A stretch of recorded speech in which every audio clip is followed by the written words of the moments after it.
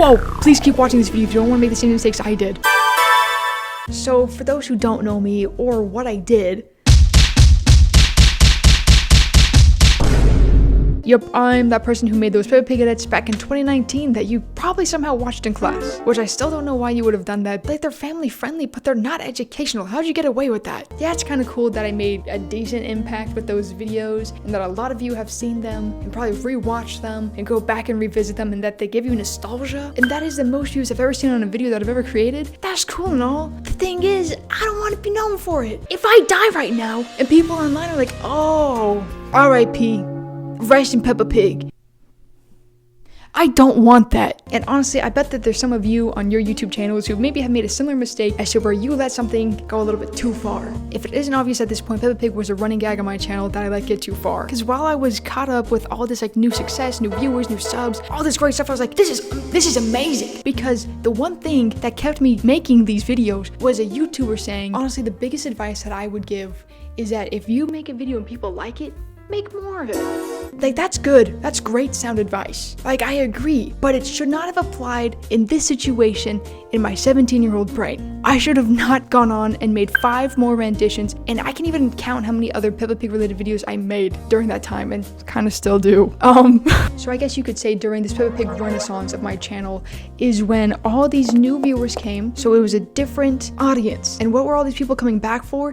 Peppa Pig content, you named it. So basically, of course it makes sense that my channel died when I tried going back to what I was making and stuff not related to Peppa Pig, because the people that came to my channel were mainly the ones who wanted more of these edit things that I was making. And so then when I stopped, they're like, okay, thank you.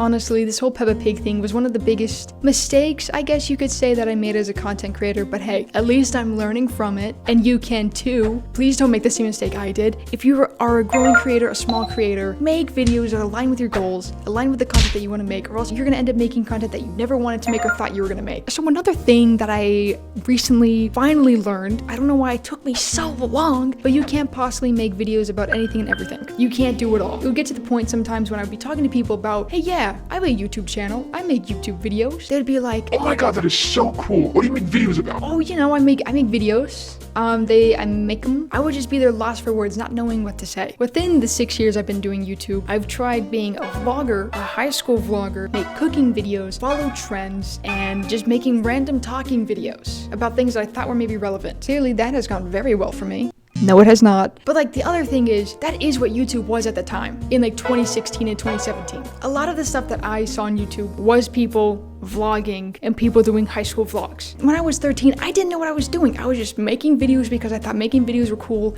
I found a camera and I was like, this is awesome. I can document something. I can then post it online.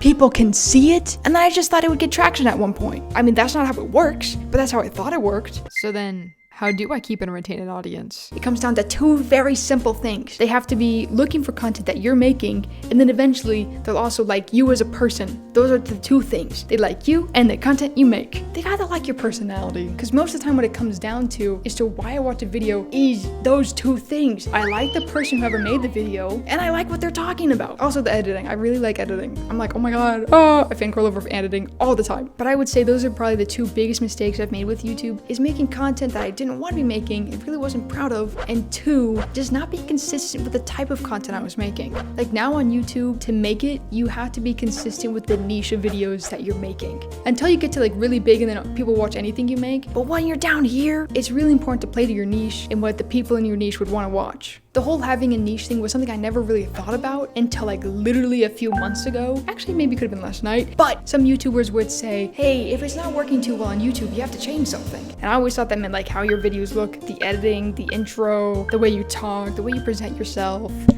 But that literally could also mean the type of content you are creating. So moving forward, I basically want to hone down and actually make videos for a niche of people. And I'm not saying I'm gonna scrap all the videos I've ever made online, because that is history. But again, moving forward, I'm gonna be making some more videos probably about editing, about video making, but I also really like making random sketches, so maybe like I'll combine the 2 in a way. Whatever is the forefront of the videos on this channel, it's gonna be more focused, and I'm going to put a lot more effort in. I'm not gonna half the videos. Because sometimes I do and I don't really spend that much time on editing when I love editing and how it can elevate a video. Honestly, at this point, I have no idea how long this video is. If you are still watching at this point, please comment this. It's funny. Anyway, I will see you guys next week with a brand new video. Have a great rest of your day.